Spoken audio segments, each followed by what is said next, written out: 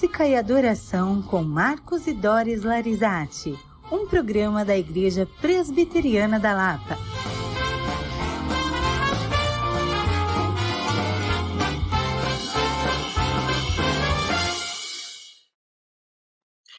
Muito boa noite, eu sou Doris Larizati. Sou Marcos Larizati. Estamos aqui hoje com um convidado especial, nosso querido pastor Sérgio, da Igreja Presbiteriana da Lapa. Muito boa noite, pastor, tudo bom? Boa noite, Doris, boa noite, presbítero Marcos, Léo, que está aqui no staff, né?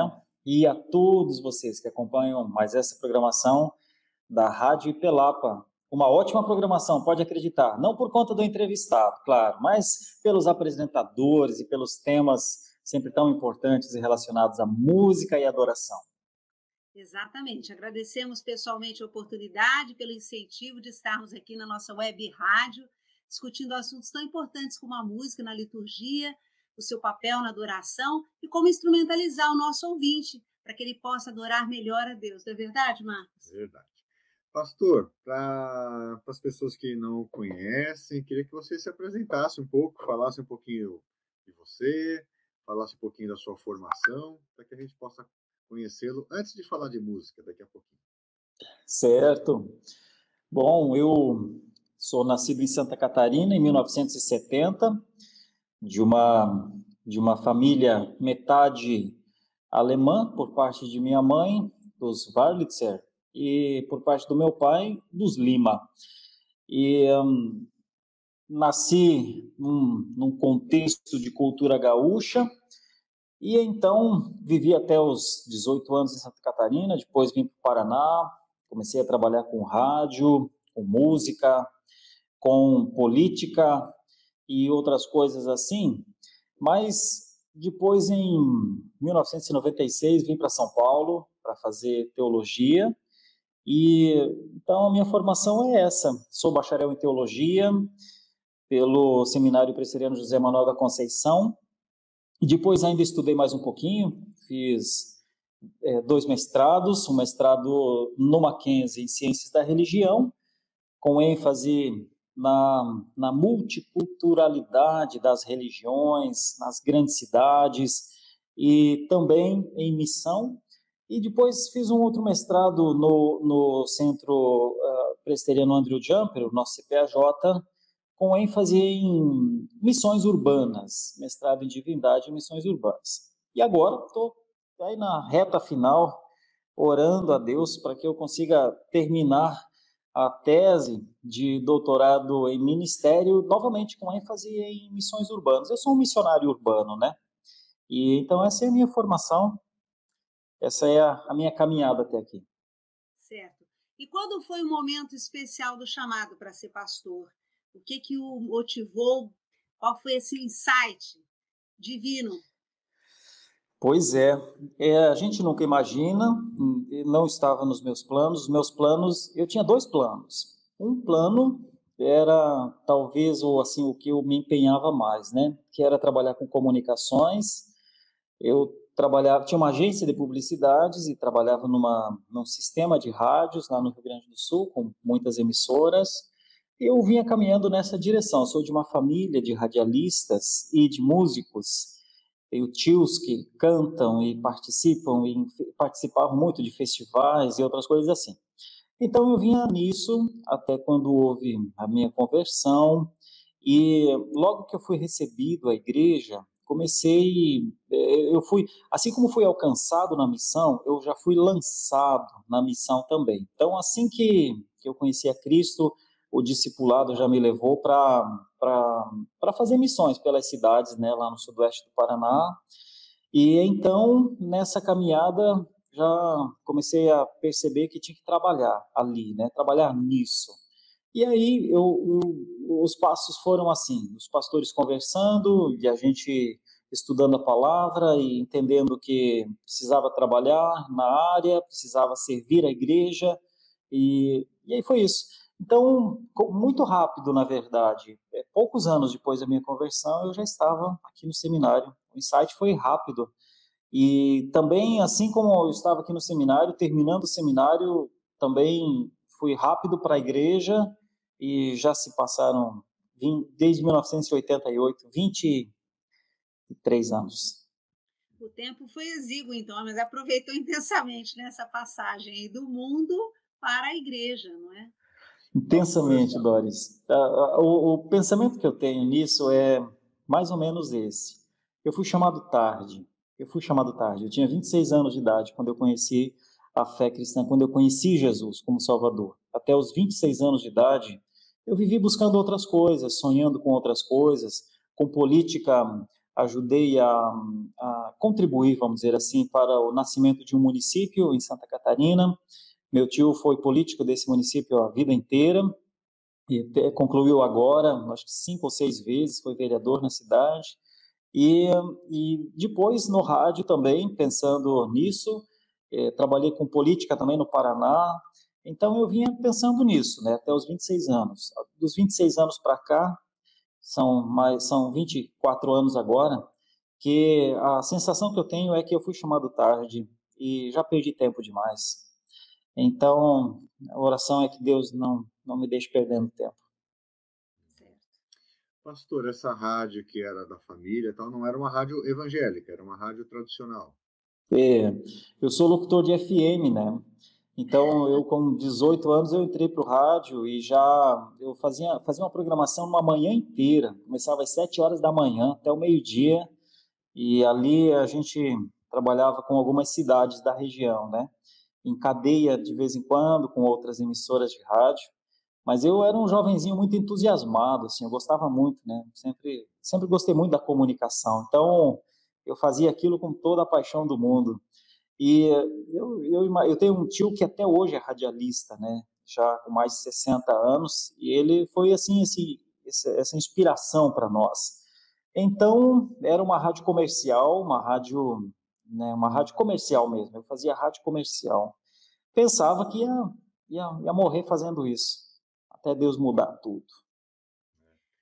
E como pastor, quais foram as igrejas que passou ao longo desse ministério? Sim. Bom, eu conheci a fé no interior do Paraná, numa cidade chamada Francisco Beltrão. Ali eu fiquei pouco tempo, porque eu converti e logo fui convertido, né? E logo depois, então, larguei o rádio, larguei a publicidade, a política, né?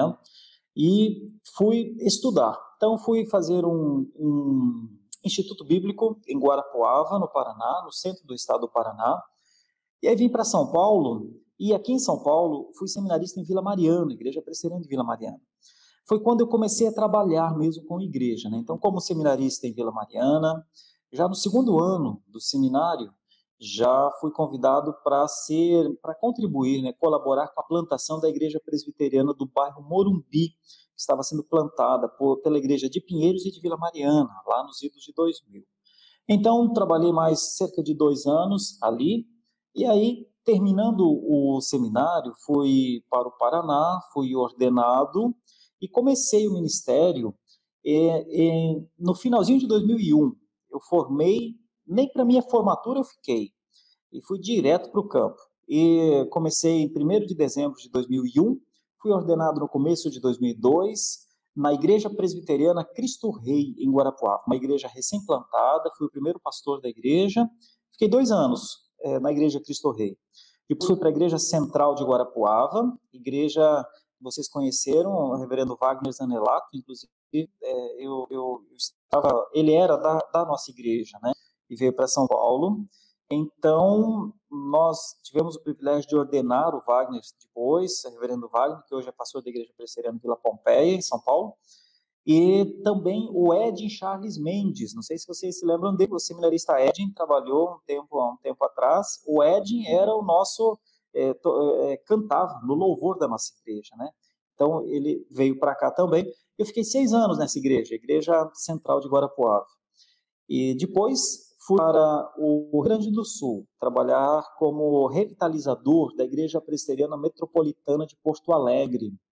Eu sempre senti que eu tinha uma dívida com o Rio Grande do Sul, né? Eu tenho uma herança gaúcha, meus pais são gaúchos, e eu queria servir um pouco nesse estado que, de alguma maneira, sempre me influenciou tanto até pelo sotaque, né, que carrego, é difícil de largar esse jeito de campanha, né, do gaúcho.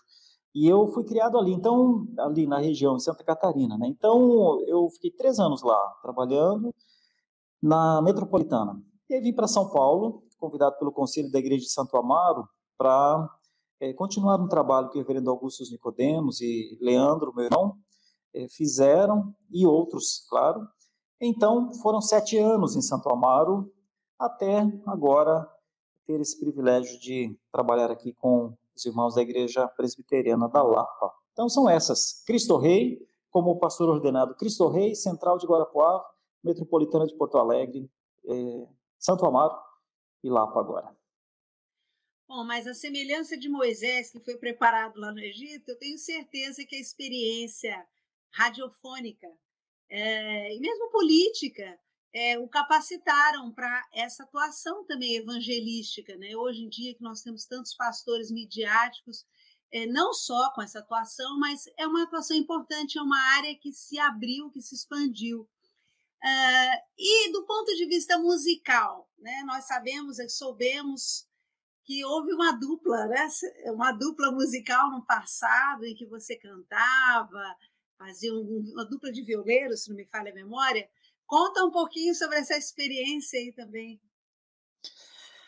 Eu sou de uma geração da nossa família que acompanhou meus tios. Nós tínhamos 2 tios nossos, Nelson e Jair. Eles cantavam muito bem, assim. Eles tinham uma dupla que se apresentava em rádios e festivais e tal. E então a gente cresceu vendo ali o Janinho e Jair. E então os dois com vozes muito afinadas, primeira e segunda, né? E então eu tenho 2 primos que são gêmeos, chamam-se Dilson e Wilson. E eles cantam também, né? Sempre cantaram, cantam até hoje, na verdade. E também muito afinados. Então a gente sempre acompanhou.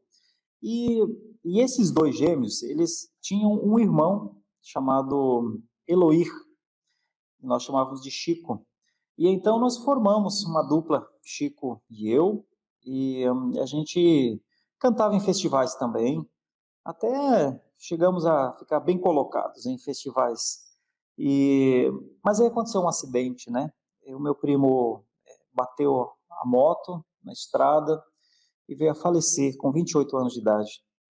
Nunca mais cantei, nunca mais me apresentei, nunca mais cantarei e nunca mais me apresentarei em lugar algum, em memória e pela lembrança dessa grande amizade. E então, isso foi mais ou menos uns 5 anos, um pouco mais, talvez uns 5 anos antes de eu conhecer a fé.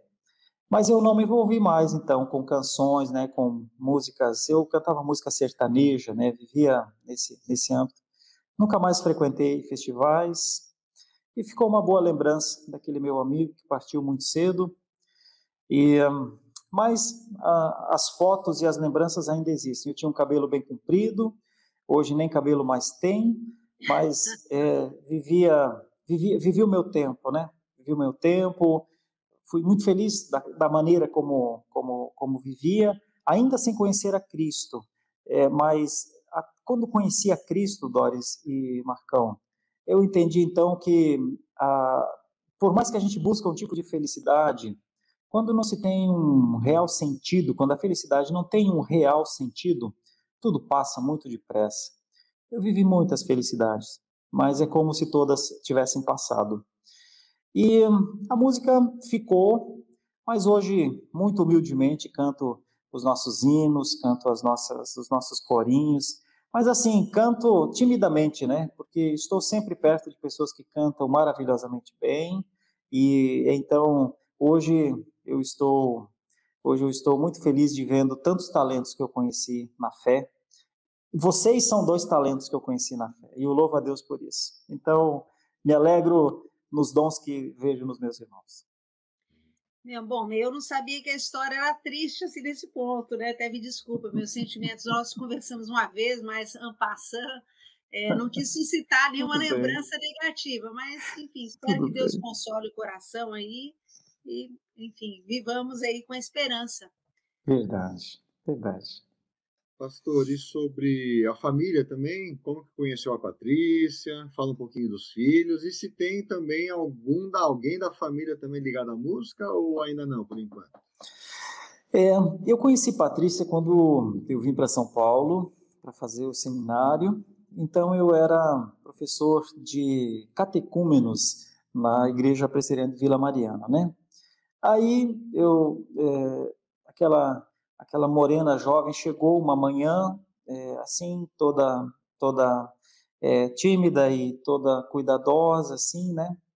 E aí ela olhou para o meu dedo, viu que eu não tinha aliança, e aí pronto. Aí não teve mais o que fazer, né? Então, louvado seja Deus por isso, lá se vão muitos anos. Nós nos casamos em 2001, então nos conhecemos em 2000 e nos casamos em 2001. Eu ainda sou do tempo que namoro não precisa ser tão longo. E em 2001 nos casamos, fomos para o Paraná, nossos filhos nasceram em Guarapuava. Maria Eduarda nasceu em 2003, hoje vai fazer 18 daqui uns dias. Inclusive vamos antecipar, já vou convidar aqui, quer dizer, ela já convidou, mas eu vou convidar aqui a Letícia para estar nesse dia, comemorando com ela. E nós vamos achar um jeito de ou fazer um churrasquinho, alguma coisa, tá bom, meus irmãos? Aproveitando esse momento aqui, né? E depois, Serginho nasceu em 2006, e eles sempre foram muito afinadinhos. Eles, inclusive, têm vídeos no YouTube. Os dois, pequenos, cantando assim, de uma desenvoltura impressionante. Eles cantam bem, são afinados, mas acho que eles estão agora focados em outras coisas, estudos e outras coisas, dons que vão aparecendo também. Então, eu acho que a música está dentro deles. Os dois cantam direitinho. Quem sabe ainda possam servir, né, nesse serviço tão importante, né, que é a música na vida da igreja, né? É minha esperança também, mas Deus sabe todos os tempos. Está no sangue, né? Está na hereditariedade. Acho que tá. Agora, pastor, do ponto de vista musical em relação à igreja, qual a abrangência e os maiores desafios que você vê como pastor titular da igreja? A igreja da Lapa é uma igreja musical. O que você pode colaborar? O que você vê de ponto forte? Alguns desejos seus, sonhos como pastor, nesse sentido, da área musical. Sim, eu vejo a música, Doris e Marcão, como um instrumento importantíssimo sempre, né? Eu volto até a Reforma rapidamente para dizer que tanto Lutero quanto Calvino trabalharam muito com a música. A música fez parte do movimento reformado. E os corais, as vozes diferentes, né? O trabalho que grandes homens da fé fizeram na música como um todo, né? Então, a música, ela sempre acompanhou a igreja evangélica, a igreja protestante. A música, ela aplica, quando a música tem uma teologia adequada, ela é um veículo que chega muito forte. A música, ela trabalha num campo da mente da pessoa que a fala não alcança. Então, música é uma das melhores ferramentas, eu acredito, que existe para a obra da fé. Meus sonhos sempre são de ver a igreja super musical. Não só de uma forma, porque assim como a igreja tem muitas faixas etárias, então a música ela é um veículo que também ela funciona melhor, um tipo de música para uma faixa etária, um outro tipo de música para uma outra faixa etária, né? Então, minha disposição é contribuir para que a música seja assim, o mais potencializada possível na nossa igreja e que ela também tenha várias formas, que ela não seja engessada, né, do gosto, por exemplo, de um grupo ou da maioria de nós, né? Se me perguntar que tipo de música eu gosto de um tipo de música, mas eu preciso sempre ter em mente que a igreja, ela tem desde a criança recém-nascida a pessoa mais experiente na vida. Então, como que a gente consegue alcançar o maior número possível de pessoas com a canção, né, com a música? Pensando sempre em boas canções, para que a gente não gaste esse tempo tão precioso no culto ou em outros momentos com canções que não sejam de boa qualidade e que a gente tenha sensibilidade para compreender como igreja que o canto ele é para Deus. Então, nós cantamos coisas que gostamos, mas cantamos para Deus, né? Então, a música ela precisa funcionar, num primeiro momento, para que a mensagem seja pregada, porque a música prega também, né? E de outra forma, ela é parte do nosso culto a Deus. Então, minha ideia é sempre ver a igreja cantando muito, cantando forte, vibrando mesmo com a música e fazendo isso dessas duas formas, recebendo como uma instrução para a vida, como uma instrução boa para a nossa vida, boas lembranças e, ao mesmo tempo, parte da adoração, né? Então, essa é a minha esperança. Minha esperança é que nós tenhamos, agora nós estamos vivendo um tempo muito difícil, mas em breve isso vai passar, e que nós tenhamos na Igreja da Lapa toda a musicalidade que a Igreja da Lapa tem em potencial, que a gente sabe, né? Se Deus permitir, gostaria de ver isso na prática, no dia a dia, aqueles corais ocupando todo aquele espaço, os eventos. Acho que nós temos potencial para fazermos bons simpósios, treinamento, nós podemos trabalhar com composições, nós temos compositores na igreja, né? Arranjadores. Essa é a minha esperança. Minha esperança é que a gente se desenvolva como um centro de música cristã. E isso, certo, se Deus assim permitir, acontecerá. Marido, sim, eu me lembro que você comentou que o dia que você foi na Igreja da Lapa era um dia, se não me falha a memória, um dia de encontro de corais, nós estávamos lá com a orquestra, se não me engano, da Igreja Presbiteriana de Ebenezer. O nosso ex-pastor também, muito musical, o vereador Jorge, sim, adorava cantar, improvisar. Muitas vezes ele falava, Doris, vem aqui, vamos cantar. Eu falei assim, e assim, ao vivo, a cores. E ele era muito espontâneo, né? Então ele pegava o violão, falava, vou cantar hoje, vou cantar depois do culto. Às vezes ele nem, não estava no script, mas ele sentia esse desejo. E, de fato, essa fase pandêmica alterou bastante, né? O ritmo, literalmente o ritmo musical da igreja. Mas o que você acha, pastor, nessa fase? Nós estamos aí com os cultos, né, online. Alguns grupos já se prepararam, já apresentaram algumas lives, alguns mosaicos musicais. Como você vê isso nesse momento? Você concorda? Qual é o papel, esse estímulo aos coros que não podem estar presentes, mas que têm essa oportunidade?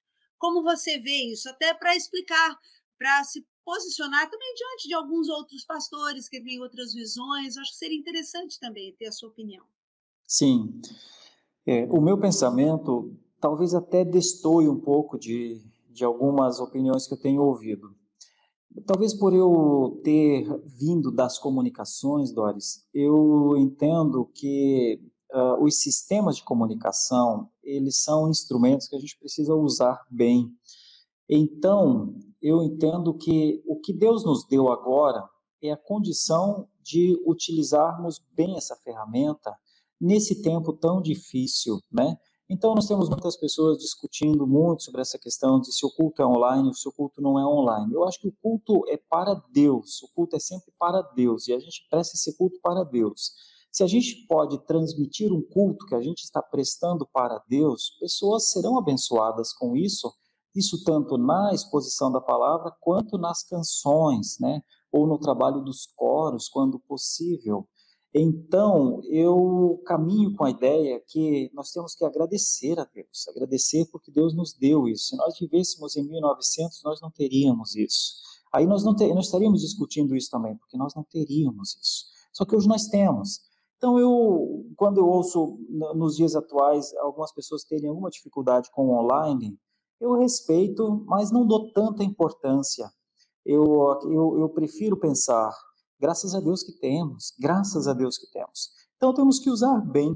Quanto mais lives pudermos fazer, mais pessoas serão alcançadas, tanto pela pregação quanto pela música.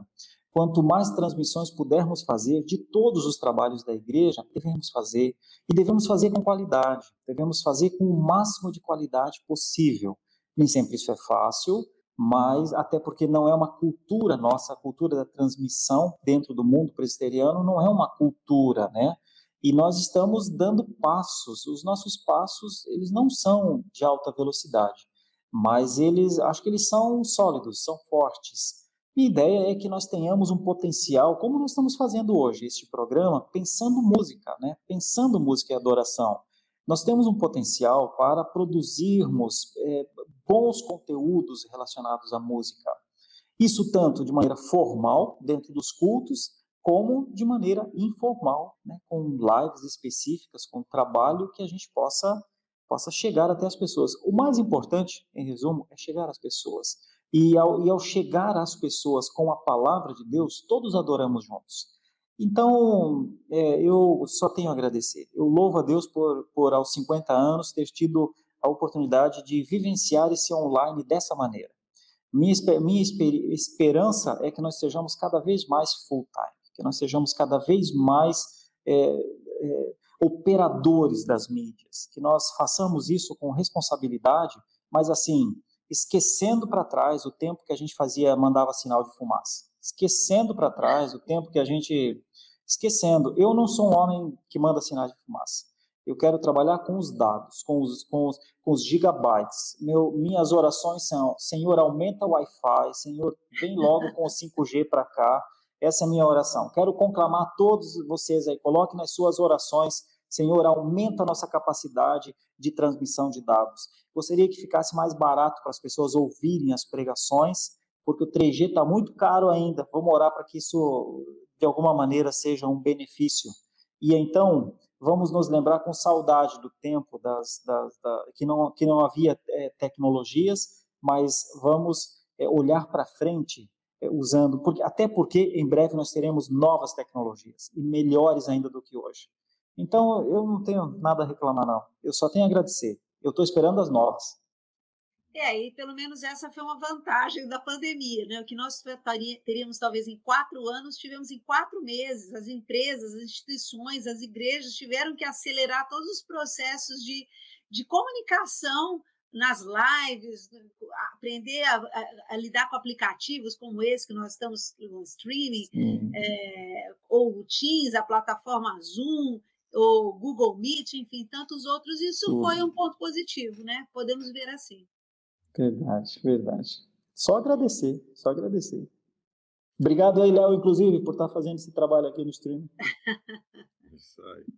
Pastor, eu queria a sua opinião sobre como está sendo a formação dos pastores. Né? Você já saiu do seminário há um tempo, mas você atua lá no seminário ainda, né? Essa questão da música no seminário, né? Os pastores que estão se formando atualmente, hoje em dia, que tipo de formação musical eles têm? Certo. O seminário, ele tem um suporte para música. Normalmente estuda-se, alguns seminários inclusive tem curso de música. O JMC, o seminário que eu estudei, ele tem uma coordenação do maestro Parcival Módulo, inclusive, que é uma formação de apoio, né, à música. O reverendo Márcio Alonso, inclusive, fez música, né, foi pastor auxiliar na Igreja da Lapa, e ele fez música também. O fato é o seguinte, que a música faz parte de um conjunto de talento que Deus dá, que não é para todo mundo, né? Então, o que eu percebo é que quem percebe que tem e que pode servir nessa área, estuda. Então, o seminário, normalmente, ele ajuda o seminarista a entender, olha, se você tem disposição, tem condições, invista na música. E é isso que eu tenho visto, então. Tenho visto pessoas que querem, eles estudam, eles se aperfeiçoam, porque quem vai para o campo missionário, principalmente, precisa ter algum contato com música. Eu me lembro que quando eu fui trabalhar com a revitalização da Igreja Presbiteriana Metropolitana de Porto Alegre, não havia ninguém. Então, eu era o violonista da igreja. Violonista e cantor e pregador. E tudo eu. Então, e eu louvo a Deus por isso, porque eu tinha um pouco disso, né? Mas quando isso passa a ser uma consciência, então pessoas se esforçam para desenvolver. Agora, nós temos também dentro da igreja uma cultura de música, né? Então, normalmente também os pastores vão para as igrejas e já existe uma formação boa de música. O que eu tenho visto é que os seminaristas que saem dos seminários presbiterianos, principalmente o JMC, que eu acompanho um pouco mais, eu tenho visto que eles dão muito valor à música, à boa música, né? Que é uma coisa importante, né? Não a música pela música, mas a boa música para a glória de Deus. Eu tenho visto isso, tenho visto que cada vez mais seminaristas têm se importado com essa área na igreja, e eu acho que isso ajuda muito. A Igreja Batista, a gente tem uma tradição dos ministros de música. Como é que você vê isso em relação à Igreja Presbiteriana? Você acha que há potencial? Certo. A Igreja Presbiteriana, principalmente a Igreja Presbiteriana do Brasil, ela tem um compromisso histórico com o culto por liturgia temática, né? Então, o culto por liturgia temática, ele era defendido por Calvino, e ele funcionava da seguinte maneira. Calvino dizia, e os reformadores do século XVI, eles diziam que quando o pastor prepara o seu texto, o sermão, e normalmente isso é uma pregação expositiva, o tema do sermão ou o texto do sermão, ele deve ser o norte da liturgia, ou seja, ele deve conduzir a liturgia, não de maneira estática, mas de maneira indicativa. Nesse sentido, quando a pregação é considerada, vamos dizer, essa parte importante no culto, então, a partir da pregação, começa a se desenvolver toda a liturgia do culto. Essa liturgia envolve algumas áreas, mas o sermão determina boa parte da liturgia, isso que a gente chama de liturgia temática, com o tema do sermão, né? A partir do tema do sermão. Então, na igreja presbiteriana, nós não temos a herança do ministro, né, de música, do chamado ministro de louvor. Ela é uma prática de igrejas de batistas para frente, né, outras denominações também. Então, eu vejo que tudo compõe o culto ao Senhor. O culto não pode ser algo estritamente engessado, e não precisa ser algo fluido, alguma coisa que seja uma comunicação, né? Mas eu, por ser um presbiteriano, né, eu entendo que convém que se tenha, né, o dirigente de liturgia, que é a nossa prática na Igreja da Lapa, né? Quando o pastor prega, nós temos o outro dirigente de liturgia. E nós temos todo o grupo de música, o grupo de louvor, tanto hinos quanto canções, de maneira muito comunicativa, né? Todos têm liberdade para se comunicarem com a igreja, mas nós não temos a tradição de um cultinho dentro do culto, né? Tipo de um mini culto dentro do culto. Essa não é uma tradição nossa.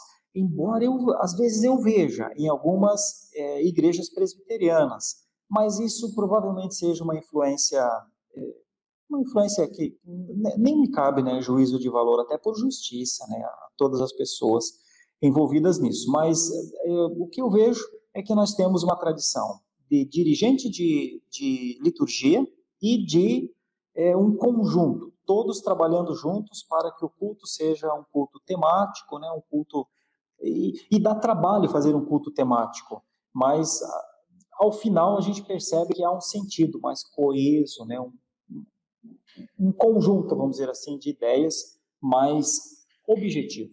Seria mais ou menos assim que eu vejo. Tá bom.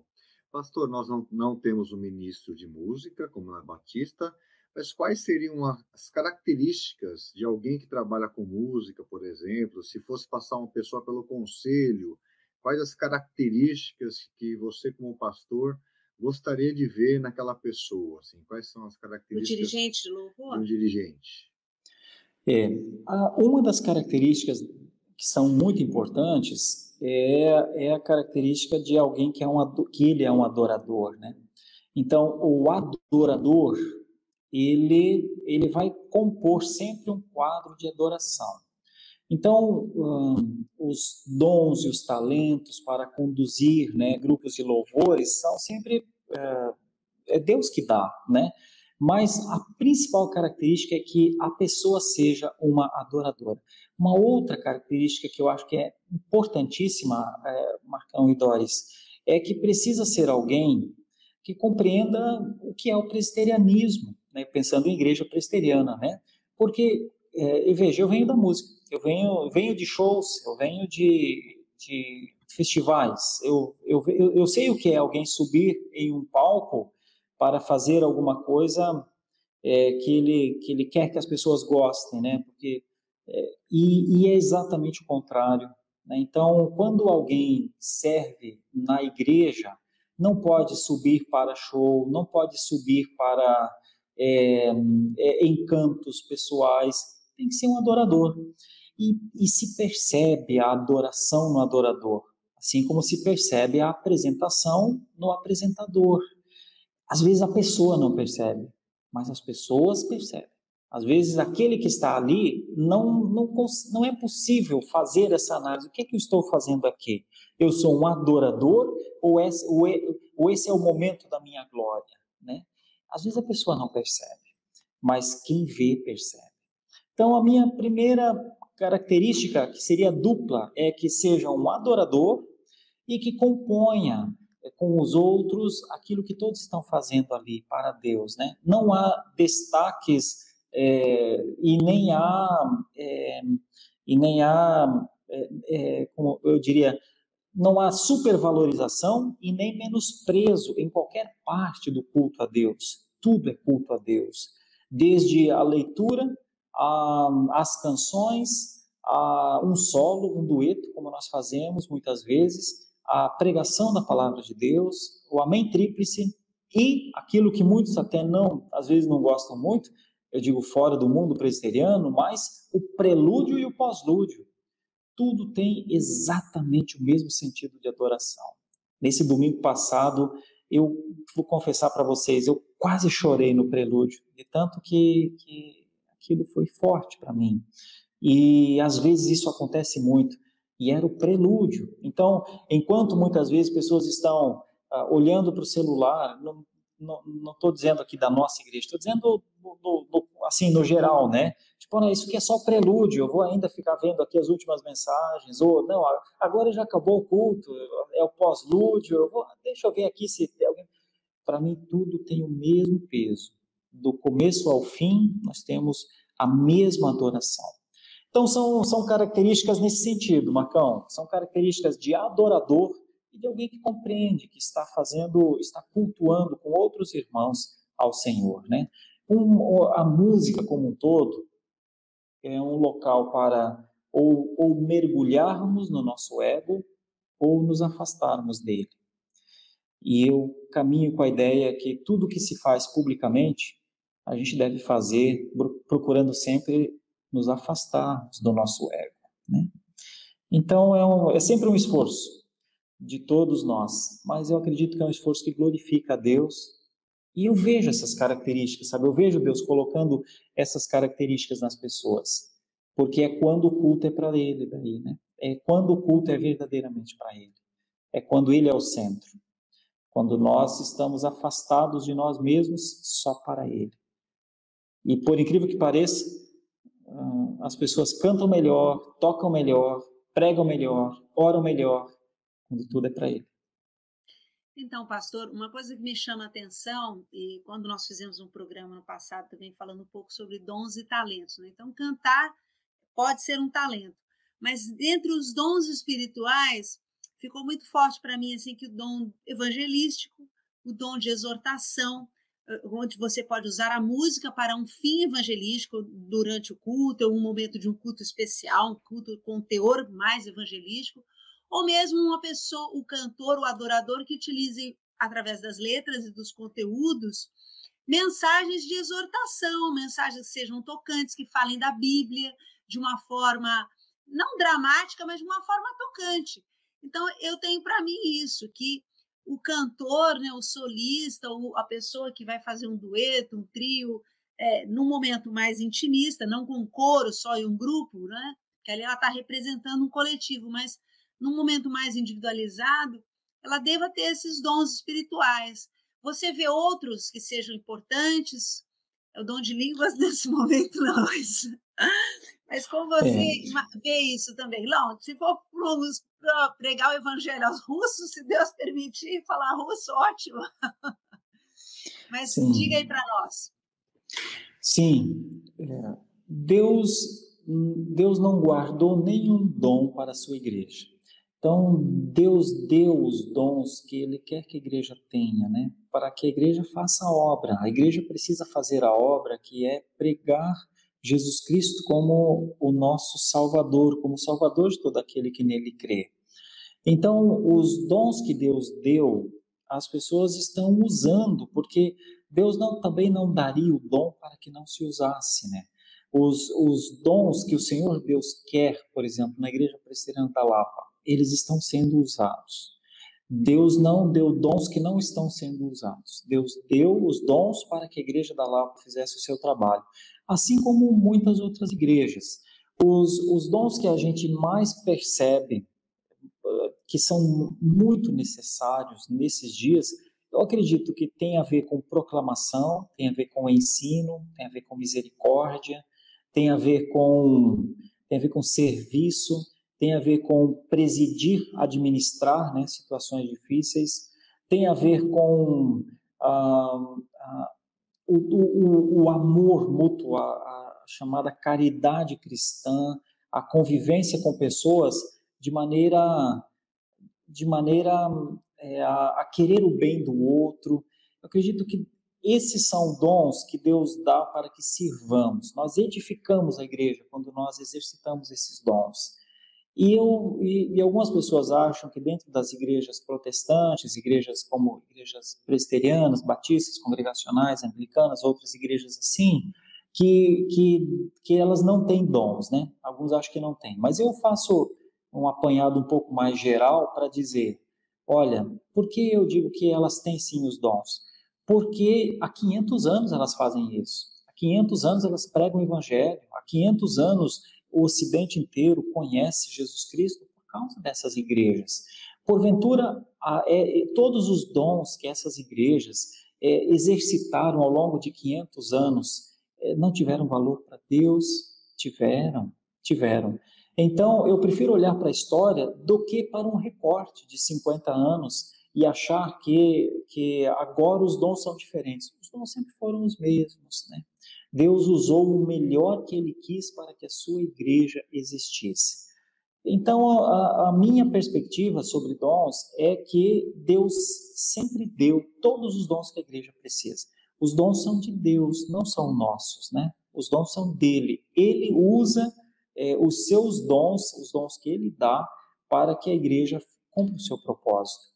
Nos dias atuais, isso está um pouco esquecido, porque nós estamos vendo muito sobre dons de carismas, dons, como você falou agora há pouco, né? Dons de língua, dons de cura e todas essas coisas.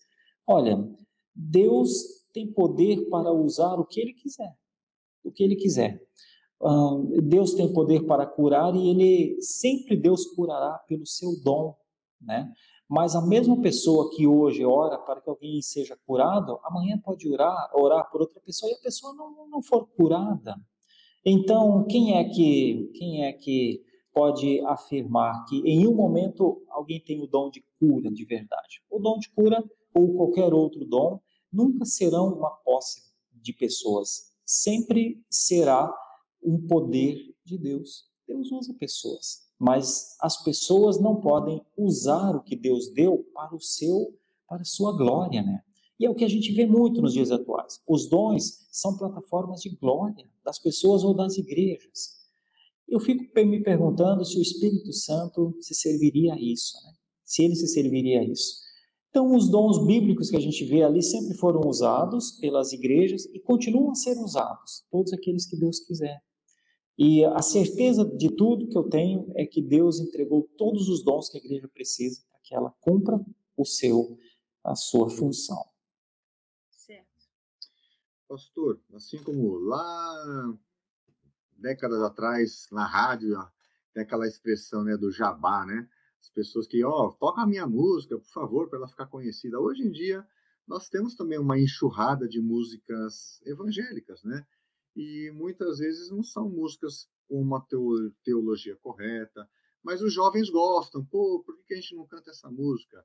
E como pastor, é sempre preciso ter um certo jogo de cintura, né, para conversar. Olha, essa música é muito bonita, mas ela não é uma teologia correta, protestante. E como que é essa vida no seu dia a dia, assim, né? Existem muitos problemas nessa área, assim? Esse é um serviço, né, que o pastor presta também, porque todo escrito, ele se assemelha a uma oração. Então, quando a gente ora, a gente fala com Deus. E a gente fala coisas boas, e a gente fala coisas que talvez não sejam boas. A canção, a letra de uma canção, é como uma oração que alguém faz e, de acordo com o seu pressuposto, de acordo com a sua formação, com o seu conhecimento, ele escreve, né? O que nós temos hoje, então? Hoje nós temos muita gente que é crente, eu respeito isso de maneira assim muito positiva, é crente, mas não tem noção de teologia. E canção precisaria ter uma noção de teologia básica, pelo menos, né? Acerca do poder de Deus, acerca da responsabilidade do homem, acerca de teologia sistemática, o mínimo que seja, mas teria de ter teologia bíblica, o mínimo que seja. Mas hoje, isso não é um pré-requisito para quem faz canções. Então, nós encontramos muitas canções muito humanistas, canções que inclusive ferem o que a Bíblia diz, né? Canções que negam aquilo que está na Escritura. E o trabalho do pastor, ou de quem lidera a música, né, como é o caso de vocês, né, que trabalham na liderança da música da igreja, é um trabalho difícil. Eu acredito que muitas canções, essas canções mais novas, muitas canções são muito boas e a gente não deve ter um preconceito para com elas só porque elas são canções feitas por pessoas jovens e porque os jovens gostam. Ao mesmo tempo que nós precisamos sempre ter uma luz amarela acesa, porque ninguém de nós, nem mesmo, digamos, os jovens, né, eles gostariam de cantar uma canção que não fosse uma canção bíblica.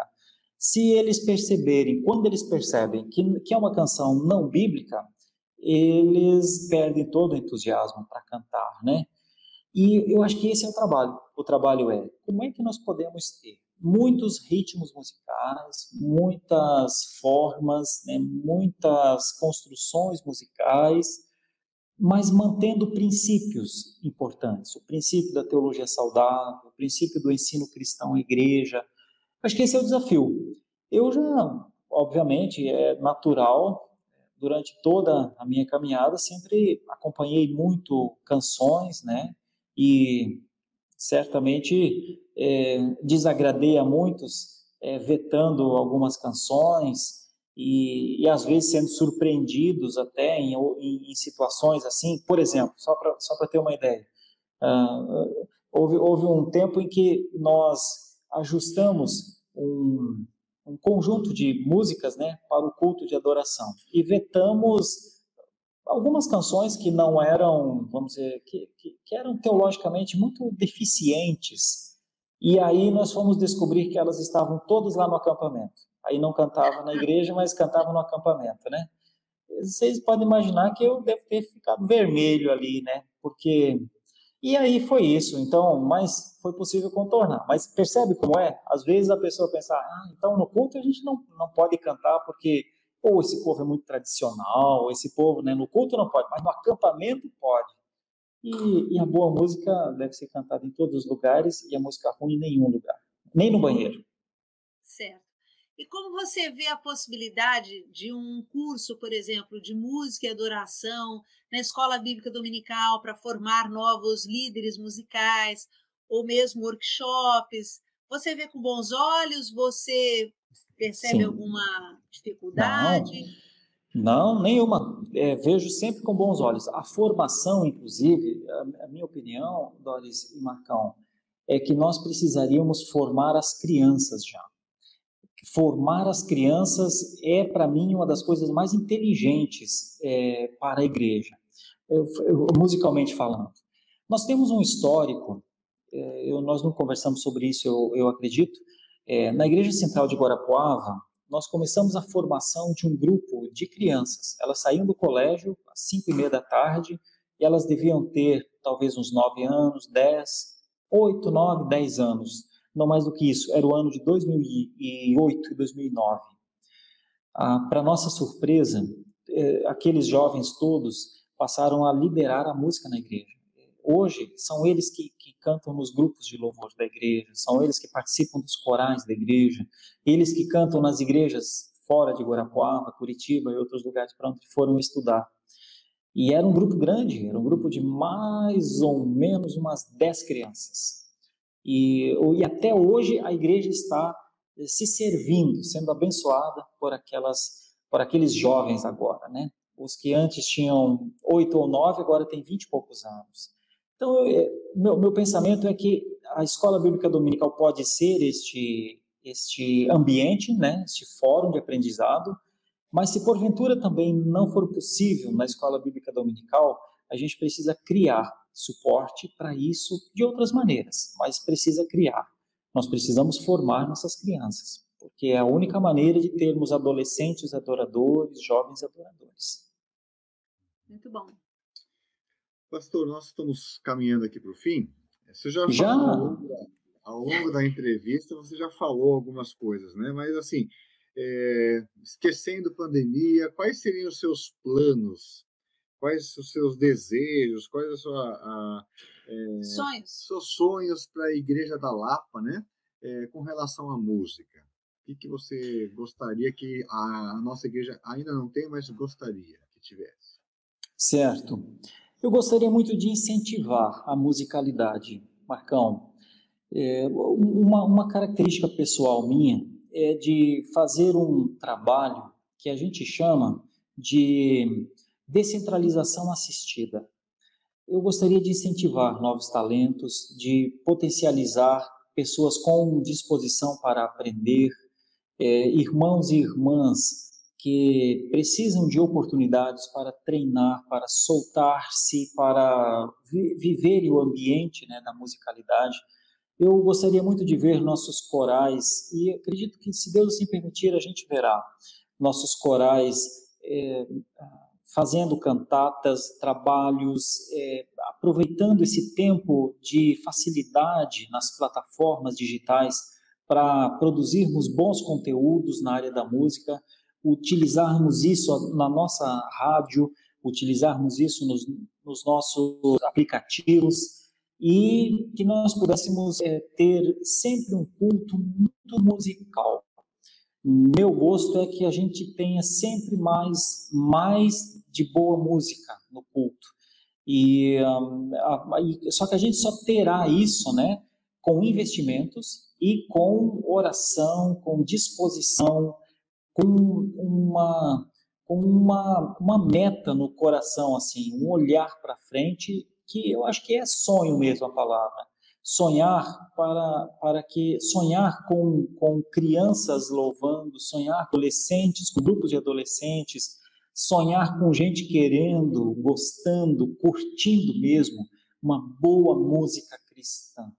Então, penso que os nossos corais têm um grande potencial de manutenção, recebendo mais gente nova que vai se achegando à igreja, a renovar, né? Mas sempre contar com a experiência daqueles que sabem mais. A música é um trabalho de repetição, né? A gente ensaia muitas vezes para então, ao final, ver que a última canção cantada, o último ensaio, certamente está infinitamente melhor do que a primeira vez que a gente cantou. E como ela é uma ferramenta que ela vai se amolando por si só, né? É um trabalho de repetição. Então, quanto mais treinamento, quanto mais cursos, quanto mais workshops, quanto mais simpósios, quanto mais fóruns de discussão, quanto mais nós tivermos de aprendizado sobre a música, a tendência é que a gente tenha cada vez mais excelência na música, né? Então, meus sonhos são estes. Claro que não só na área da música, mas especialmente na área da música. A Doris falou no início, nossa igreja é muito musical. Mas a musicalidade vem do ensaio. Quem gosta de cantar tem que ter disposição para ensaiar, tem que ter pontualidade. Não, por conta disso, porque a adoração do adorador, ela começa no ensaio, né? O adorador não adora só lá no culto, ele adora no ensaio. Ele adora quando, depois de errar por algum motivo, porque todos nós erramos, voltar atrás, ter humildade. Eu vou fazer isso aqui de novo, ou vou ensaiar novamente, ou vou acalmar, porque a adoração, ela nunca é pela metade, ela é sempre total. Com o que nós tivermos de melhor, é assim que a gente deve se apresentar. Mas o melhor não cai do céu, né? Na canção, quem sabe disso, vocês são músicos, vocês sabem, a Doris canta e você, Marcão, toca muitos instrumentos. Aliás, você já fez o curso do violoncelo? Lá, já começou o curso? Estou fazendo. Boa.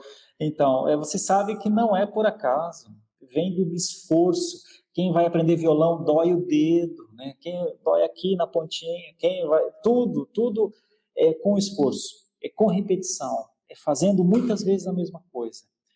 Essa é uma cultura. Se a gente tiver uma cultura de gente que se desgasta fazendo alguma coisa para a glória de Deus, então eu acredito que nós vamos ter adoradores que levarão a igreja, conduzirão sempre a igreja à adoração.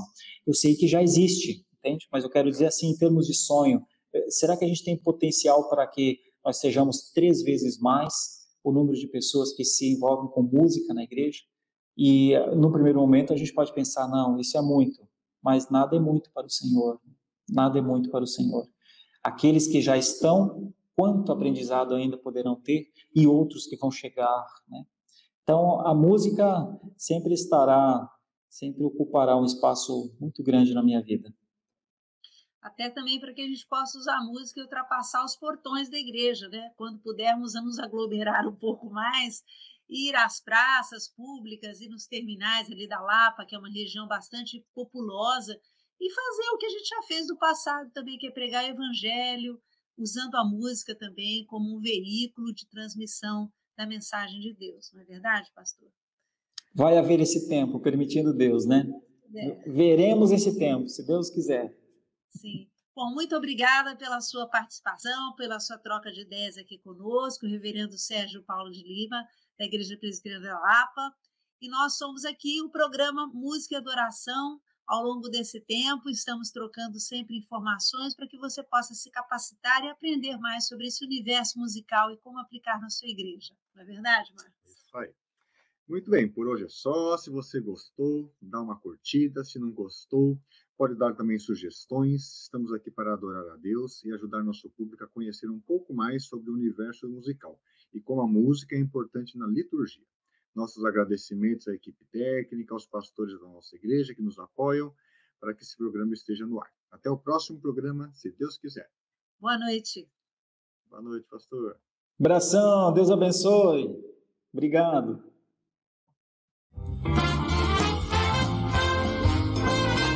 Música e Adoração com Marcos e Doris Larizati, um programa da Igreja Presbiteriana da Lapa.